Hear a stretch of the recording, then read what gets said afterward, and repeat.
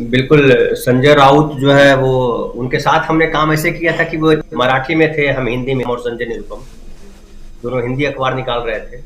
संजय निरुपम और संजय राउत दोनों जनसत्ता में जब थे, लोकसत्ता में थे संजय राउत, तब वो दोनों दोस्त थे। हाँ, हम लोग का मिलना-जुलना होता ही था। तो संजय राउत वहाँ गए हैं तो ज़ाहिर है शिवसेना उनके साथ है, ये जताने भी गए हैं, ये बताने भी गए हैं।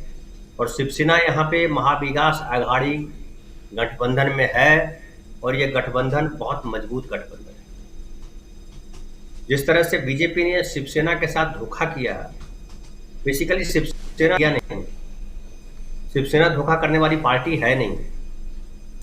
बाला साहब एक बड़े ही जो है, ठीक है, उनकी छवि जो है एक कट्टर हिंदू की रही या कहिए कि एक तानाशाह व्यक्ति जैसे रही, लेकिन बाला साहब को मैं पर्सनली जानता रहा, इसलिए मैं कभी उनको तानाशाह के तौर पे नहीं लिया। मुझे लगा बहुत संवेदनशील व्यक्ति और पार्टी चलाने के लिए, राजनीति करने के लिए कई चीजें करनी पड़ती है। हो सकता है बाला साहब की छवि उस तरह से होगी, लेकिन बाला साहब जो बोलते थे वो थे वो।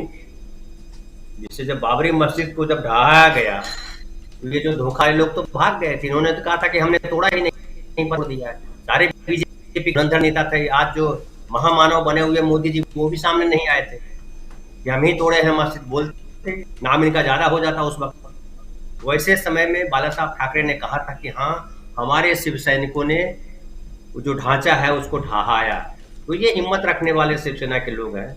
और मोदी को खुद मैं बताऊं, मोदी जी को बचाने में बाला साहब ठाकरे का बड़ा योगदान था। एकदम तय कर लिया था वाजपेयी जी ने कि मोदी को वहां से मुख्यमंत्री पद से हटाना है, लेकिन शिवसेना के जो बाला साहब ठाकरे उस समय थे, उन्होंने लगभग वीटो लगा दिया था कि अगर आप उसको हटाओगे मोदी को, तो गुजरात आपके हाथ से चला जाएगा। ये मैं जो सच है वो बता रहा हूं, आपके सामने रख रहा हूं।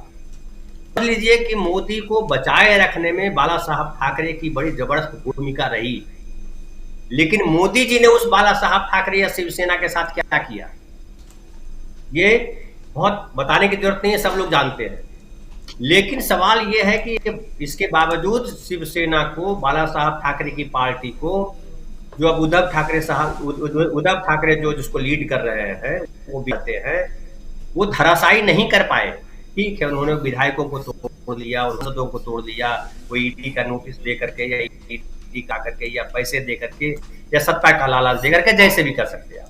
और शिवसेना को तोड़ने की तमाम कोशिशें इसलिए की कि उसको, उन लोगों को लगा कि उद्धव ठाकरे हमारे सामने जो है सेवक के तौर पे या यसमैन के तौर पे काम नहीं करेगा। उद्धव ठाकरे यसमैन के तौर पे काम नहीं कर सकते।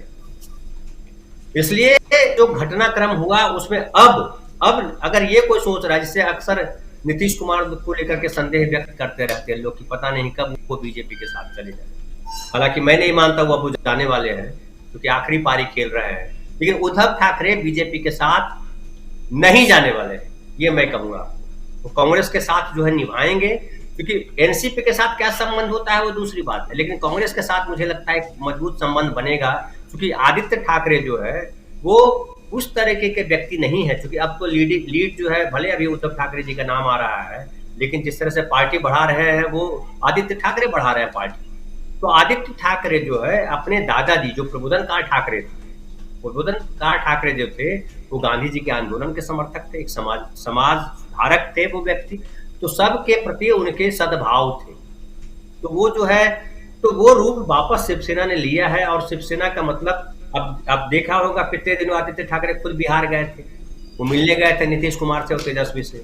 वो मिलने इसलिए गए थे कि उनको लग रहा है कि जो है ये पार्टी जो है अब सिर्फ मराठीवाद के नाम पे नहीं जा सकती। हालांकि ये बाला साहब ठाकरे ने भी देख लिया था, इसलिए हिंदी अखबार शुरू किया था और हम लोग वहां गए थे। बिहार के लड़के हम लोग थे जिन्होंने उनके अखबार का हिंदी संस्करण संभाला था। तो ये जो है जो संजय राउत गए हैं वो एकदम पूरे देश को एक ठोस मैसेज दे रहे हैं कि शिवसेना बीजेपी के साथ नहीं है, शिवसेना कांग्रेस के साथ है। और इसलिए भी समझिए कि कांग्रेस जो है हिंदू विरोधी नहीं है, कांग्रेस मुस्लिम परस्त नहीं है, कांग्रेस भारत का जो सोच है, जो आइडिया ऑफ इंडिया है, कांग्रेस उसके साथ है। भारत में जो भी जन्म लिया है, चाहे वो हिंदू हो, मुसलमान हो, ब्राह्मण हो, आदिवासी हो, दलित हो, सब भारत के नागरिक हैं। और हम भारत के लोग, जो संविधान में कहा गया है आज से 70 साल पहले, 72 साल पहले, वही है। कांग्रेस उसी को लीड करती है। तो ये जो भ्रम फैलाने का काम इन्होंने 90 सालों 98 सालों में किया है कि कांग्रेस पार्टी या गांधी या नेहरू या इंदिरा गांधी या राजीव गांधी मुस्लिम परस्त है, बेसिकली ये झूठा आरोप है, ढोंग है। उनकी कोई जात नहीं है, उनकी एक जात है, भारतीय है। कांग्रेस पार्टी के जो लीडर हैं, जो लीड कर रहे हैं, वो भारतीय है। लेकिन तो ये मुझे लगता है शिवसेना के जो प्रवक्ता है, या कई लोग कहते हैं कि वो नेक्स्ट टू उद्धव ठाकरे हैं, तो उनका जाना ये साबित करता है कि शिवसेना बड़ी मजबूती के साथ खड़ी है कांग्रेस के साथ। अब आपको एक और बात कर दूं कि राहुल के आगे बीजेपी पस्त, मैं बोलूंगा हो गई है इनको दस्त, है ना। इनको दस्त इसलिए हो रही है कि इनको जो है कुछ सूझ नहीं रहा। और जो भाषण दिया है अब्दुल्ला साहब ने, फारूक अब्दुल्ला साहब ने राहुल के सामने, राहुल गांधी मंच पर बैठे थे और राहुल गांधी जिंदाबाद के नारे तक लगाए। तो आप ये भी समझिए कि जो अब्दुल्ला साहब के पिताजी शेख अब्दुल्ला जी का जो रिलेशन था नेहरू से जुड़ने का, नेहरू से जिस तरह के संबंध थे उनके, बेहद पारिवारिक, एक राजनीतिक संबंध में ये भी लोगों ने देखा कि नेहरू ने ही उनको जेल के अंदर बंद करा दिया। पारिवारिक संबंध के तौर पे ये देखा कि केयर टेकर भी बन कर रहे नेहरू खुद फारूक अब्दुल्ला के। तो जो ये कहा, जो फारूक अब्दुल्ला ने कहा है, वो दो मकसद से कहा। एक तो उनके पिताजी जो शेख अब्दुल्ला थे उस जमाने में भी वो भारत को पसंद करते थे, भारत की धर्मनिरपेक्षता के साथ, और वो मुस्लिम परस्त राजनीति नहीं कर रहे। शेख अब्दुल्ला के बाद फारूक अब्दुल्ला हो या अमर अब्दुल्ला के साथ इन्होंने सरकार बनाई। तो इस तरह से ये जो बीजेपी का जो पूरा का पूरा प्रकरण है कि वो एक धर्मनिरपेक्षता की छवि को बदनाम करने का जो काम कर रही है। अब समझिए कौन सी अच्छी छवि को बीजेपी ने बर्बाद नहीं किया है। चाहे वो नेहरू की बात हो, गांधी की बात हो, इस भारत के धर्मनिरपेक्षता संविधान की बात हो, या हिंदू मुस्लिम एकता की बात हो, या राहुल गांधी की छवि की बात, या अब समझ लीजिए वो लड़कियां जो धरने पे बैठी हैं क्यों नहीं संज्ञान ले रहा है। मुख्यमंत्री खट्टर उसका विरोध कर चुके। और इनकी नियति देखिए ये क्या है। बीजेपी के लोग मूलतः, ज्यादातर लोग, सबको तो मैं नहीं बोलूंगा क्योंकि हर जगह हर तरह के लोग हैं, लेकिन उनके जो विचारधारा है वो सामंतवादी विचारधारा है। ये जो आरएसएस प्रमुख होते हैं अक्सर कई बार इस बात का इजहार करते रहते हैं कि स्त्री का रूप उनके लिए माँ का तौर पे है। स्त्री ममतामयी माँ हो, बेटी आज्ञाकारी हो, पत्नी पतिव्रता हो। स्त्री का यही, स्त्री का कोई स्वतंत्र वजूद एक्सेप्ट नहीं करते हैं। और देवी भी अगर किसी को मानते हैं, पूजा करते हैं, तो इसलिए मानते कि माँ है, वो स्त्री के तौर पे क्यों नहीं महसूस करते। प्रकृति ने माँ नहीं बनाया, प्रकृति ने उसे स्त्री बनाया है। और ये जो ब्रजभूषण सिंह ने किया है या नहीं किया है मैं इस पे नहीं बोलूंगा, लेकिन एक बात तो पक्की है कि इस देश में जो ताकतवर व्यक्ति है वो अपनी सत्ता का दुरुपयोग करता है और लड़कियों को इस्तेमाल करता है, इसमें भी कोई दो राय नहीं।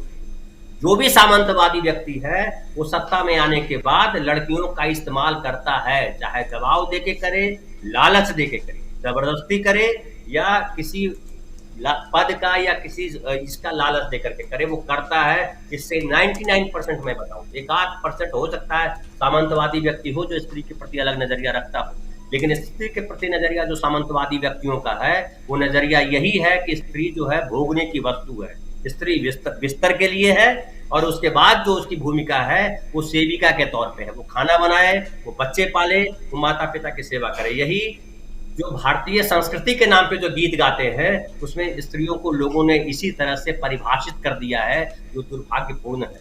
सीता को हम इस तरह से नहीं देखते, सावित्री को भी इस तरह से हम नहीं देखते, या ऐसी ढेर सारी स्त्रियां हमारे समाज में, हमारे इतिहास में, हमारी आख्यानों में। लेकिन जो ये जो सामंतवादी स्वभाव के जो लोग हैं उन लोगों ने स्त्रियों की इतनी ही परिभाषा रखी। स्त्री वो इसलिए जब माँ नहीं बनती है तो उसको बांझ कह के प्रताड़ित करते हैं। जिस लड़की की शादी नहीं होती है उसको आप क्या नहीं समझते, विधवा स्त्रियों के साथ क्या नहीं हुआ इस देश में, किसी से छुपा नहीं है। तो ये जो जिसको संस्कृति के तौर पे ये बड़ा गर्व से कहते हैं, गर्व करो कि हम फलाना है, वो बड़ा चिंता का विषय है। और इसमें जो है सुधार होने की जरूरत है, करने की जरूरत है। और मुझे लगता है राहुल गांधी जब मूल, एक लाइन और बोलूं, राहुल गांधी जो मूल की तरफ लौटने की बात कर रहा है तो मैं उसका दो अर्थ निकालता हूं। हूँ, डबल मीनिंग मैं देखता हूँ। एक तो ये है कि नेहरू जो है कश्मीरी थे, इसलिए भी शायद कह रहे हो कि कश्मीर पहुंचे हैं वो। दूसरा ये भी है कि जो स्वामी जी ने कहा कि ये जो है भारत का मूल क्या है, भारत का मूल है विविधता में एकता। हम अलग अलग संप्रदाय, जाति, धर्म के लोग हैं, लेकिन हम सब एक हैं, हम भारतीय हैं, हम भारत के लोग हैं। और ये संविधान हमें अधिकार देता है कि हम भारत के लोग इस भारतवर्ष के मालिक हैं। ये जो कुछ 5 किलो अनाज देकर के महान बन रहे हैं और 80 करोड़ जनता को इन्होंने क्या बना दिया, भिखारी बना दिया। भारत की वो जनता जो 80 करोड़ जिनको आप कह रहे हैं कि फ्री में अनाज दे रहे हैं, वो फ्री में अनाज नहीं दे रहे हैं, उनका हक है। भारत पे उसका भी उतना ही अधिकार है जितना अंबानी या अडानी जी का है। ये समझने की बात है। राहुल गांधी अगर इसको समझाते हैं और समझ लिए हैं तो बहुत अच्छी बात है। मुझे लगता है इसके भरोसे देश का भविष्य अच्छा है।